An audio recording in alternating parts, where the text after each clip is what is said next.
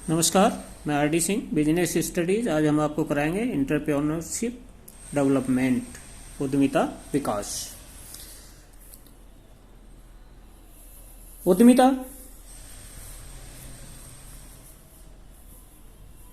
के यानी तीन जो मिलते जुलते शब्द हैं उनको समझना जरूरी है। पहला है उद्यमी, एंटरप्रेन्योर। इसका अभिप्राय उस व्यक्ति से है जो अपनी व्यवसाय की इकाइयां स्थापित करता है। It refers to the person who set up his her business unit. दूसरा आता है उद्यमिता, entrepreneurship.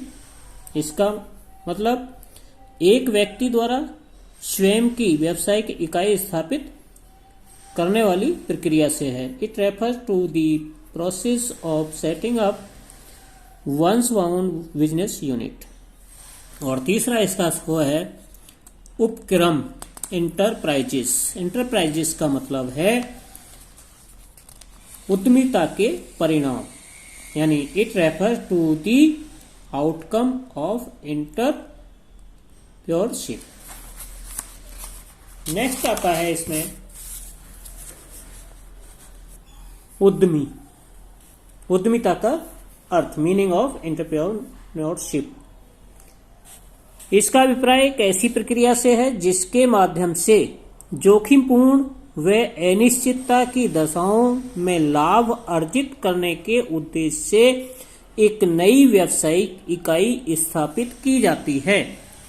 It refers to the process of creating a business unit to earn profit under the condition of risk and uncertainty।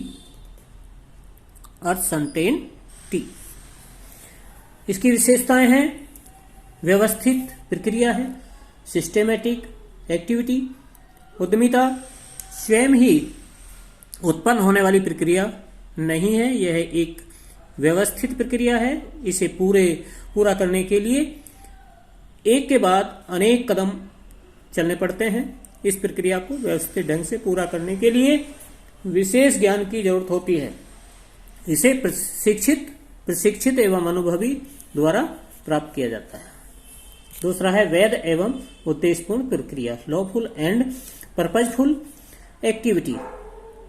उद्यमिता का संबंध वैध तथा उद्देश्यपूर्ण व्यवसाय स्थापित करने से है। अतः किसी भी गैर कानूनी कार्य को केवल उस धारणा पर कि वह जो जोखिमपूर्ण है उद्यमिता नहीं कहा जा सकता। दूसरी ओर उद्यमिता का उद्देश्य क्रेताओं को मूल्य यानी निवेशकों को प्रतिफल तथा उद्यमी को लाभ प्राप्त करना होता है। तीसरा है नव परिवर्तन, इनोवेशन। नव परिवर्तन का अभिप्राय कुछ नया करने से है। इस उद्यमिता के अंतर्गत उत्पादन के विभिन्न साधनों के नए संयोजन को तैयार किए जाते हैं। एक उद्यमी की भूमिका काम को नए और बेहतर ढंग से करने की होती है ताकि लागतों में बचत अथवा आय में वृद्धि हो। उद्यमी उन संभावनाओं का लाभ उठाता है जिनको दूसरे लोग नहीं देख पाते अथवा वे उन्हें अनदेखा कर देते हैं। एक उद्यमी नई तकनीकी, नए उत्पादों और नए कच्चे माल, नए बाजारों, नई विपणन पद्धतियों आदि के साथ बाजार में उतरता है। ये सभी नव परिवर्तन है। चौथा है उत्पादन का संगठन, ऑर्गेनाइजेशन ऑफ प्रोडक्शन। उद्यमिता के अंतर्गत तैयार माल निर्मित करने के लिए उत्पादन के विभिन्न साधनों का प्रयोग किया जाता है। उद्यमी एक विचारक और गुणवान व्यक्ति होता है जो अच्छे अवसरों की खोज करता है और उसका लाभ उठाता है। जब उद्यमी उत्पादन के साधनों की आवश्यकता, उपलब्धता और तथा बेहतर उपयोग को सुनिश्चित करता है तो इसे उत्पादन का संगठन कहा जाता है। जोखिम उठाना, रिस्क टेकिंग। उद्यमिता के चारों ओर अनिश्चितताएं मंडराती रहती हैं, जो अतः जोखिम को उद्यमिता से अलग नहीं किया जा सकता। जैसे उद्यमी कच्चे माल की पूर्ति सुनिश्चित करने का अनुबंध करता है, लेकिन उसका भुगतान करना प्रोजेक्ट के सफल होने अथवा न होने पर निर्भर है। इसी प्रकार उद्यमी को अधिक लाभ कमाने के उद्देश्य से स्थापित करता है, लेकिन हानि की संभावना को भी रहती है उसमें।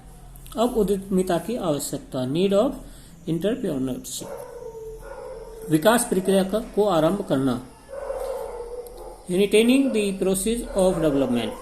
विकासशील देशों में उद्यमिता की आवश्यकता विकास प्रक्रिया को आरंभ करने के लिए होती है। उद्यमिता से व्यवसाय स्थापित होते हैं। व्यवसायों को एकाधिक स्थापना देश के विकास का प्रतीक होता है। विकास को बनाए रखना, सस्टेनिंग द डेवलपमेंट। विकसित देशों में उद्यमिता की आवश्यकता विकास को बनाए रखने के लिए होती है। विकास को बनाए रखने के लिए पूर्व स्थापित व्यवसायों में नव परिवर्तन करते रहना जरूरी होता है और काम उद्यमिता से ही संभव है। रोजगार अवसर उपलब्ध करवाना, प्रोवाइडिंग एम्प्लॉयमेंट अपॉर्चुनिटी। सार्वजनिक क्षेत्र में रोजगार की कमी से बेरोजगारी का खतरा पैदा हो गया है। इस खतरे का सामना नए व्यवसायों की स्थापना करके किया जा सकता है। नए व्यवसाय जहां एक और उद्यमी को स्वयं रोजगार उपलब्ध करवाते हैं, वहीं दूसरी ओर समाज के अन्य लोगों को भी रोजगार प्रदान करते हैं। अब आता है उद्यमिता विकास की प्रक्रिया, प्रोसेस ऑफ एंटरप्रेन्योरशिप डेवलपमेंट। उद्यमिता किसी व्यक्ति में स्वयं ही उत्पन्न नहीं होती, बल्कि इसे विकसित करने में वातावरण यानी एनवायरनमेंट तथा स्वतः व्यक्ति इंडिविजुअल दोनों का हाथ होता है। बहुत से ऐसे तत्व होते हैं जो वातावरण में उपलब्ध होते हैं और किसी रूप में उद्यमिता से जुड़े रहते हैं। इसी प्रकार व्यक्ति के अंदर अनेक क्षमताएं छुपी रहती हैं जो उद्यमिता के विकास में सहायक होती हैं। ये तत्व दोनों प्रकार के तत्वों को विस्तृत अध्ययन करेंगे हम। इसमें वातावरणीय तत्वों की उद्यमिता के विकास में भूमिका और व्यक्तिगत तत्वों की विकास में भूमिका, यानी role of environment factors in entrepreneurship development and role of individual factor in entrepreneurship development. वातावरणीय तत्वों की विविधता में विकास में भूमिका। जहां वातावरण का मतलब मुख्य रूप से देश में आर्थिक वातावरण से है, इसका संबंध देश की आर्थिक विकास से होता है। आर्थिक विकास व उद्यमिता एक दूसरे से संबंधित होते हैं। जैसे उद्यमिता से उद्योग स्थापित होते हैं, उद्यमिता को स्थापना से देश का आर्थिक विकास होता है। जब देश का आर्थिक रूप से विकसित हो जाता है तो नए उद्योगों को प्रोत्साहन मिलता है, पुनः उद्यमिता का विकास होता है और फिर आर्थिक विकास। इस तरह यह क्रम चलता रहता है। इस दोनों का संबंध इस प्रकार दिखाया जा सकता है। तो हम आप देख रहे हैं इसमें उद्यमिता विकास और आर्थिक विकास। आर्थिक विकास निम्नलिखित घटक उद्यमिता के विकास में सहायक होते हैं, जैसे विकसित वित्तीय प्रणाली इकोनॉमिक सिस्टम, मजबूत आधारभूत ढांचा इंफ्रास्ट्रक्चर और व्यापार दर में कमी, रिड्यूस रेट इन इंटरेस्ट कर दर में कमी, रिड्यूस टैक्सेशन सामान्य मुद्रास्फीति और पूंजीवादी अर्थव्यवस्था और उद्यमिता में कैरियर बनाने वाले लोगों की उपलब्धता। ये सब इसमें इसके घटक हैं। अब आता है व्यक्तिगत तत्वों की उद्यमिता विकास में भूमिका, role of individual factors in entrepreneurship development. सामर्थ्य अथवा योग्यता, इच्छा, दो हैं इसमें, दो तत्व हैं इसमें। यदि किसी व्यक्ति में सामर्थ्य और इच्छा दोनों हो तो उद्यमिता विकास होना निश्चित है। सामर्थ्य सामर्थ्य और इच्छा के संबंध हम देख सकते हैं इसमें दोनों को। मैट्रिक्स में एक व्यक्ति की सामर्थ्य व इच्छा निम्नलिखित 4 संबंधों को दिखाया गया है। इसमें उद्यमी तैयार नहीं है, नॉट रेडी परसिप, और दूसरा है उद्यमिता स्थापित करने वाले उद्यमी स्थित व्यक्ति।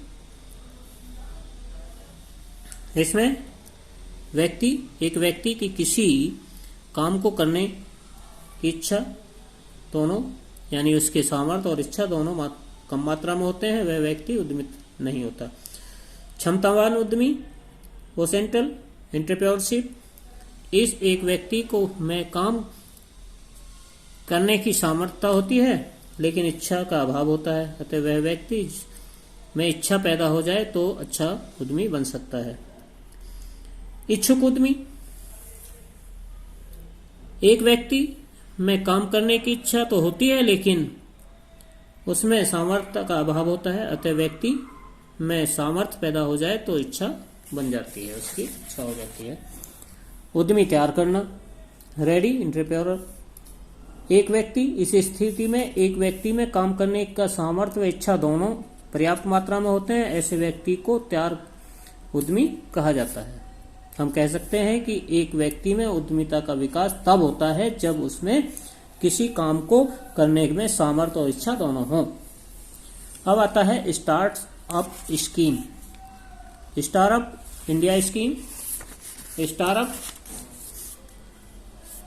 इसका मतलब या इसका अभिप्राय सरकार की उस स्कीम से है जिसके अंतर्गत युवा उद्यमियों द्वारा की जाने वाली पहल को वास्तविकता में परिवर्तित करने के लिए वित्तीय व अन्य सहायता प्रदान की जाती है। It refers to the government scheme under which financial and other assistant are provided to the young entrepreneurship in other order to convert the initiative to be taken by them into the reality।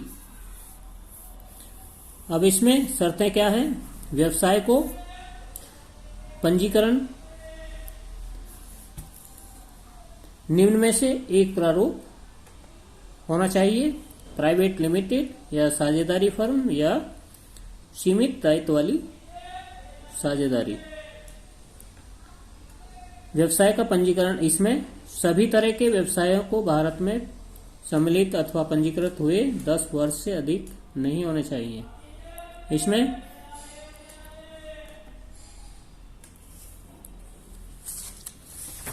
Startup की विशेषताएं, इसमें आगे दूसरी video में इसको startup से दोबारा से मैं कराऊंगा, स्टार्टअप इंडिया को। ठीक है, बाकी इतना ही दूसरी वीडियो में शुरू करेंगे।